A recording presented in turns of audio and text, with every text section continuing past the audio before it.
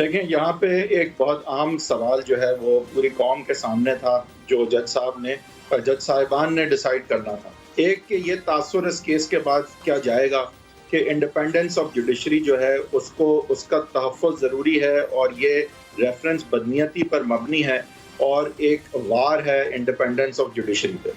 یا دوسری طرف کیا یہ تاثر جائے گا کہ جو جج صاحبان ہیں وہ اکاؤنٹیبلٹی سے بالاتر ہیں اور وہ کسی طرح سے ایک عام پاکستانی سے اس حد تک ریمووڈ اور ہٹ کے ہیں کہ احتساب ان کا ہو ہی نہیں سکتا۔ یہ دونوں ایکسٹریم کے تاثر تھے۔ ایک طرف فیصلہ ہوتا تو ڈر تھا کہ شاید لوگ سمجھیں گے کہ ایک جج کا احتساب نہیں ہو سکتا، اور دوسری طرف یہ بھی ضروری تھا کہ اگر تو یہ ایک عدلیہ پہ حملہ ہے تو پھر تو عدلیہ کا تحفظ کیا جائے۔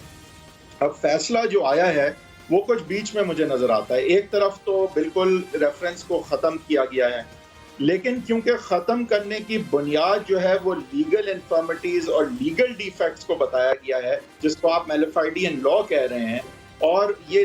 ہولڈ کیا گیا ہے کہ ایکچوئل بدنیتی جو ہے وہ اس سارے پروسیس میں نہیں ثابت کر پائے پٹیشنر، تو لہٰذا ہم یہ سمجھیں گے کہ اس کیس اور اس ریفرنس کو رادر فائزیسا صاحب کے خلاف ختم اس لیے نہیں کیا گیا کہ یہ ایک لارجر کنسپیرسی یا سازش کا حصہ تھی، بلکہ اس لیے ختم کیا گیا کیونکہ یہ غیر قانونی تھی اور اس میں بیشتر لیگل ڈیفیکٹس تھے۔ اب اس سے ہوتا یہ ہے کہ اگر تو اس کو یہ امید تھی کہ یہاں پہ بدنیتی اور سازش سامنے آئے گی اور اس کا راستہ ہمیشہ کے لیے روکا جائے گا جج کے حوالے سے بھی اور امپلیسٹلی کسی اور پاکستانی کے حوالے سے بھی، تو ایسا تو یہاں نہیں ہوا۔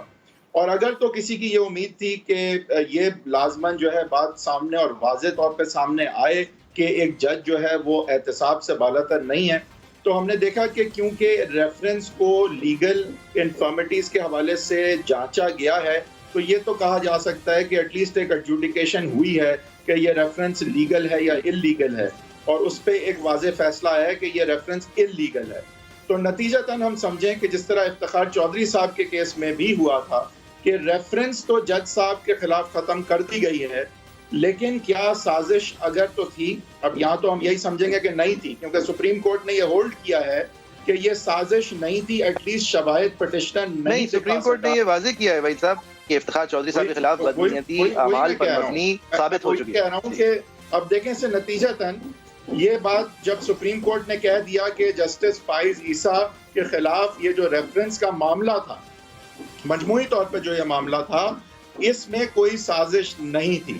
یہ ایک بہت بڑا فیصلہ ہے یہ کہنا کہ اس میں سازش نہیں تھی، کیونکہ عام تاثر تھا کہ شاید اس میں سازش ثابت نہیں ہوئی، ججمنٹ کے بعد یہ ایک رد عمل ہو، تو سپریم کورٹ نے اس بات کو رد کیا ہے اور کہا کہ نہیں، کوئی شواہد نہیں ہے، اور ایٹ لیسٹ شواہد اس حد تک نہیں ہے کہ یہ ہولڈ کیا جا سکے کہ یہاں سازش، نمبر 1۔ نمبر 2، سپریم کورٹ نے یہ بھی ہولڈ کیا ہے کہ نہ صرف سازش نہیں تھی بلکہ یہاں ریفرنس کی امپرفیکشنز کے باوجود جو اس کی ڈیویشن تھی قانون سے، بے شک کہ اس حد تک تھی کہ میلیفائڈین لا انفر کیا جائے، لیکن ایکچوئل ال انٹینشن میلیفائڈی بدنیتی عیاں نہیں ہو رہی، اور وہاں بھی ڈکلیریشن یہ آئی ہے کہ میلیفائڈی ان فیکٹ کا برڈن پٹیشنر فیل کر گئے ہیں دکھانے سے۔ تو یہ بڑی انٹرسٹنگ اور امپورٹنٹ ڈسٹنکشن ہے کہ میلیفائڈی ان لا کی بنیاد پہ ریفرنس ختم کی جاتی ہے اور میلیفائڈی ان فیکٹ کی بنیاد پہ نہیں کی جاتی، اس سارے معاملے کو سازش نہیں ڈکلیئر کیا جاتا۔ اب اس کے آگے کیا ریمیفیکیشنز ہیں اور کیا یہ ایک لینڈ مارک کیس کس حد تک ہے اور کس حد تک ہو سکتا تھا، اس پہ آئی تھنک ڈیبیٹ اب چلے گی۔ صحیح ہے۔ یہ اس کے علاوہ کورٹ نے یہ بھی واضح کیا کہ ایف بی آر کے سامنے جا کے بھرپور موقع بھی اس لیے دیا گیا ہے تاکہ ججز کے بارے میں یہ نہ کہا جا سکے کہ وہ اپنے آپ کو بچاتے ہیں اکاؤنٹیبلٹی کے،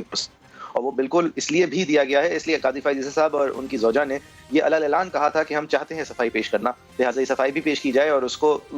حکومتی انٹرفیئرنس سے اس حد تک انفلوئنس سے انسولیٹ کیا جائے کہ سپریم جوڈیشل کاؤنسل کے پاس جب آخر کار معاملہ واپس آئے تو وہ اس کی اپنی سو موٹو ثواب دی، تو کہ وہ فیصلہ کرے کہ یہ سب کچھ جو ہے وہ یہ سلسلہ جائز تھا یا نہیں۔